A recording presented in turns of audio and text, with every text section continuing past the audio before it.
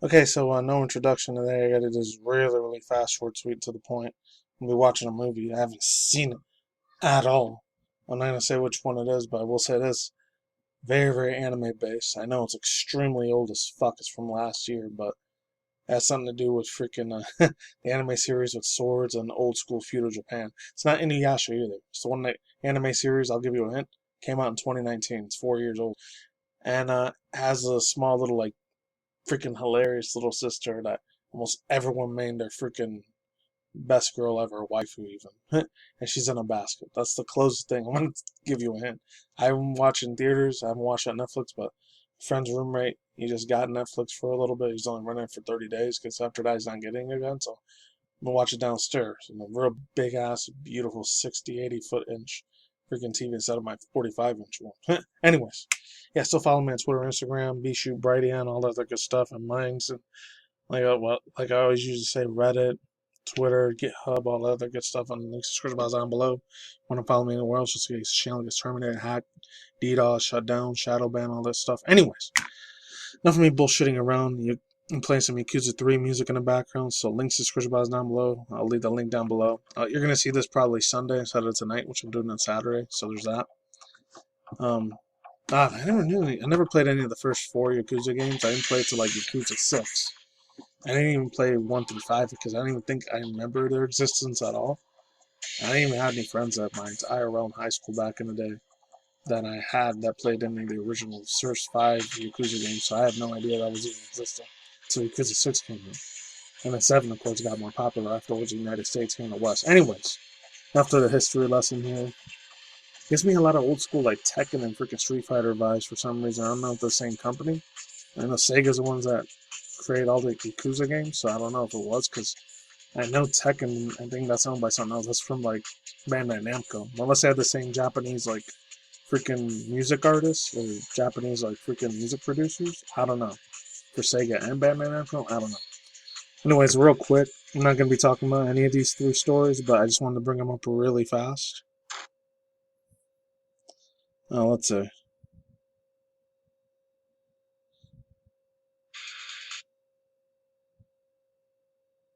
Da da da.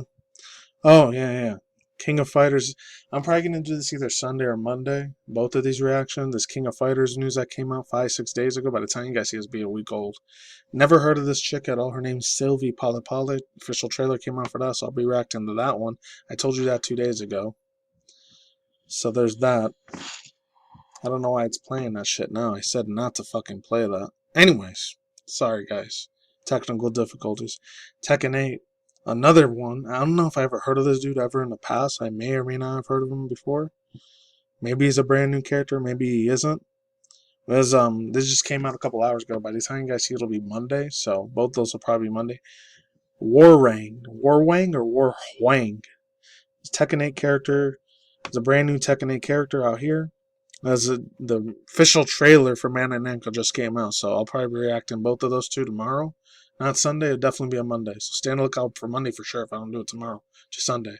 But you're watching this video now by Sunday. But anyways, and then the last tiny bit of news. There really doesn't have to do not too much with anything, but oh, some extra VTuber news. Nobody left or joined. A brand new person came in or so somebody came out. But that's from Xbox news. I'll probably do this on Monday. If not, I'll probably just never talk about it again. But it seems super interesting. I might talk about it in the day or watching it. V-Shoujo anime VTuber fight gods and Smite's newest crossovers comes from Joe McKenzie from XboxNews.com. So very cool shit there. It's funny because these are virtual VTubers that are actual real life people fighting these fake fantasy cartoon anime looking characters from Smite.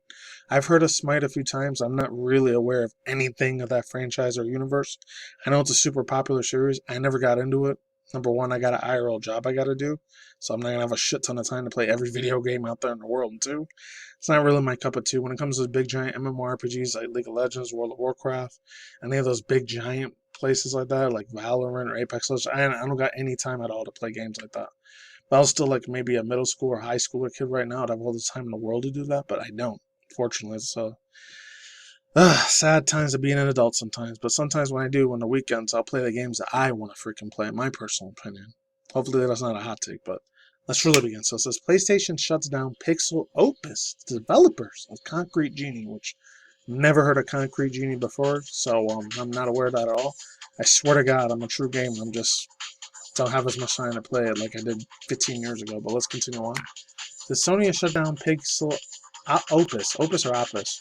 Creators entwined and Concrete Genie canceled their upcoming PS5 title and adding another casualty to the PlayStation's first-party studios comes from David Iroa from Mary Station. I've read from them a few times before. It's the third time I think I read from them. Not that many times, but they seem pretty decent. Let's hopefully this website doesn't get crappy on me and starts getting slow.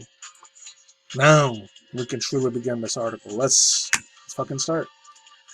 Dear friends, this is them, and I got a credit because I think Spawnwood Media or Dreamcast got talked about it, so I heard it from them. Shout out to them. This quote, "Dear friends, our Pixel Opus adventure has come to an end." Sad end, unfortunately. As we look forward to the new futures, we wanted to say a heartfelt thank you for millions of other passionate players who have supported us, and to make our mission, make it more beautiful and imaginative games with heart.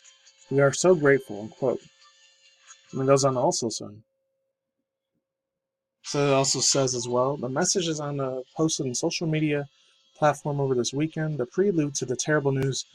Sony's decided to close Pixel Office with a very young North American studios that created Entwine and Concrete Genie. I never heard of these. Once again, I don't sound like a broken record, but that's just me, sadly.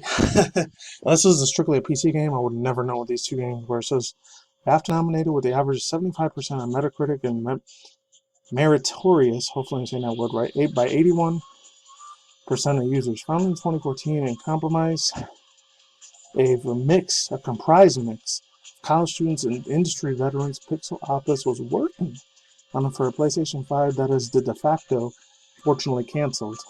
And that's the tweet there. You guys can read that if you want in your own time.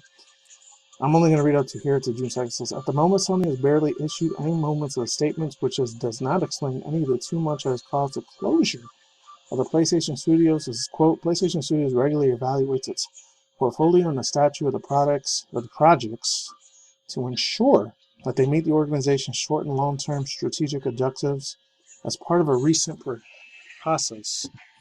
It also goes on to say, and has also been decided Pixel Opus will close on June 2nd. So a lot of people, unfortunately, are losing their job works. They're extra paid the developers, the music artists, producers, the screenwriters for all the video game industry side of this Pixel Office Studios. Oh, dude, my heart goes out to them big time. I really hope they find work right away real fast so I don't get thrown out on the streets. So, yeah, quick overall thoughts, views, and opinions on this. Honestly, I'm at a loss for words to tell you the truth. But truthfully, though, in my opinion, like, honestly, to me, it just feels like, I feel like these smaller, tinier companies get eaten up and chewed out and spit out like what happens with once in a while. Like, not with Nintendo, not as much. You rarely hear that with Nintendo. Granted, their mindset's still 1970s, 80s, early 90s, like, without the internet, social media websites, and social media engineering, and social media, like, this and that, and, like, you know, for freaking way before freaking stuff like Facebook, and of course now it's Meta now. Therefore, YouTube, Google, and all this other shit existed. Nintendo's still that old beheath, the old super dumbass fucking R word. Can't say the other R word. Freaking dumbass tomfoolery sort of way. They have no idea what the hell is now, what's hip and what's happening right the fuck now, in the moment. That's why a lot of people, like half the people, if you become in the mid-late 20s or 30s, you start realizing if it stinks like shit, it smells like shit, and it walks and talks like shit, it's 100% horseshit bullshit, unfortunately. And, that shit with Xbox, man, just like what happened a week and a half ago, almost 2 weeks ago, pretty soon. Well, what Phil Spencer said, he felt like it was a defeated old man, and he just didn't even give a rat's ass about the freaking, he didn't have that passion or drive, the freaking hype, nostalgia for it. You know, granted, I get it, he's a mouthpiece for a lot of these video game industry companies, like, for Microsoft, they could survive without video games. They could just completely destroy and delete all of their freaking, like, video game IPs, and a lot of Xbox fanboys and fangirls are going to be soul crushed about it, but it's something they're going to have to live with. Sony could do the same thing too, but it would suck if it happened to Sony. In my personal opinion, it would suck if Sony and Nintendo went through that, because Nintendo literally has nothing to, like, support or to lean on. They don't have a backup network or backup pay or whatever, like a fallback stash. I don't even know if the fuck I'm making sense or not, but you get what I'm saying. They don't have like saving money for a rainy day, even though they have billions and millions of dollars, but mainly for video game entertainment. And it was the biggest, most popularized thing in this world nowadays in the 2020s. I just hate their fucking business policy and their terms of services and their Nintendo ninjas, aka their strong, powerful attorneys and lawyers. It's the only part I fucking hate about Nintendo. They abuse the living shit out of their power. That we got mega ownership. You can never make a fan service of the game. We'll freaking throw you in prison for the rest of your life. You know, they rule their shit with an iron fist. They give zero craps or zero fucks about what their fan bases think. They take it up the a-hole, unfortunately. And it sucks because they have so many nostalgic game titles that I like for Nintendo, but they're very huge assholes when it comes to their freaking policies and for their reviewers and the people who do YouTube videos and Twitch streaming for a living. And they can't freaking play any of their games a week or two earlier. They would literally be, in my personal opinion, not literally, but like mentally, verbally, emotionally, be crucified in front of everyone by Nintendo's ninjas, aka their lawyers and attorneys. The Sony, they're kind of like 50-50 on that. You know, granted, there's Sony game, not Xbox games for go. There's Sony State of Play stuff, and there's Sony like I don't know what they call it there. I think Sony like Plus membership is really really fucking good. At least I can't fault them on that, but they do too much censorship, man. That's the two biggest fucking gripes I got with Sony PlayStation video games nowadays for the PS4 era and now the PS5 era. Too much fucking censorship, and they do way too much fucking dubbing. And my third biggest fucking problem with them is that like they push too much VR shit. Even though granted, yeah, they're doing it for a lot of their indie stuff is pretty cool, but that's it. I mean, they're a lot more lenient, and at least they let you get a refund for the game that you got if you don't like it. Nintendo, they don't do that shit at all, period. And Xbox, I don't know how they run their stuff. But yeah, there was another one I wanted to read real quick from gamesindustry.biz. I got to give credit is due. It's from this guy right here. And the news was published by Mr. Brendan Sinclair. I'm going to credit to this man. He's the one that made this one. News 5 days ago. It's probably 6 days old, but I can't you guys read this. I'm only going to read like 3-4 sentences or paragraphs out of it, so I'm reading the whole entire thing. So it says, dear friends, I read that earlier. The San Mateo-based Pixels arrived on the scene at E3 2014, and that place is completely dead now. E3 doesn't even exist anymore. That's an old fossil fuel freaking Neanderthal Museum Mona Lisa piece of the past for video games, sadly. That's what E3 is now. It's gone dead in the water. Hopefully it's never forgotten now. So this is with the surprising announcements after the release of his first game, Entwine, for the PS4. This is the part I didn't see in PlayStation. No. AS.com. I don't know what it's called. Yeah, Mary Station. They didn't talk about this part here. They left this information out. I don't know why. The studio's second final game was a 2019's Concrete Genie. They talked about Concrete Genie. They didn't say what year it came out, though, so I wasn't aware of that shit. It says, comma there. It says, about a bullied young boy who discovers the ability to bring his paintings to life. The game was nominated for 2 DICE Awards and 2 BAFTA Awards. PlayStation Studios regularly evaluates the portfolio and the status of studio products to ensure that they meet the organization's short and long-term strategic objectives. A PlayStation representative told IGN. I didn't know IGN and GameStop were reviewing this news too. But fuck them, I don't want to give a rat's ass about them. They're too politicized nowadays. Unless they completely start over again, I don't know. Yeah, so quick overall thoughts, views, and opinions. The last bit of piece of news I wanted to say real quick. It just hurts to see it, man. It looks like this indie game was really good, but it just wouldn't have been my type of thing. Oh, I remember seeing the trailer for this for State of Play 4 years ago. I didn't know it got an award. I'm pretty mind blown about that. Oh, and some people are reviewing Legend of Zelda Tears of Kingdom, others aren't because they're real angry and salty about Nintendo, and I didn't understand it 100% too. And my boy RGT85 from Kentucky USA. Anyway, so like I said for now, links down below. Touch all the time, dummy. Peace out, ladies and gentlemen, bros and families and fingers. I'm talking to muddies.